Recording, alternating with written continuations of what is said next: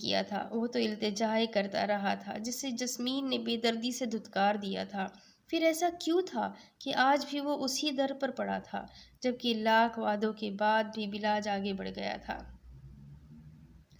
آپ مجھے بتائیں نا، جسمین کا شوہر ان کا خیال تو رکھتا ہے نا؟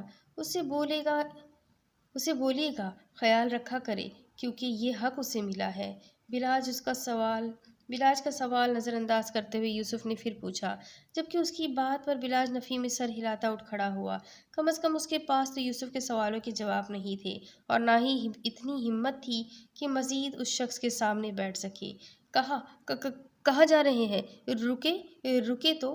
یوسف بھی اٹھ کھڑا ہوا، مگر بلاج مسلسل نفی میں سر ہلاتا الٹے قدموں پیچھے ہٹتا جا رہا تھا کہ اچانک مڑا اور تیزی سے وہاں سے نکلتا چلا گیا، جبکہ یوسف وہیں کھڑا اسے دیکھتا رہا جب تک وہ نظروں سے اوجھل نہ ہو گیا۔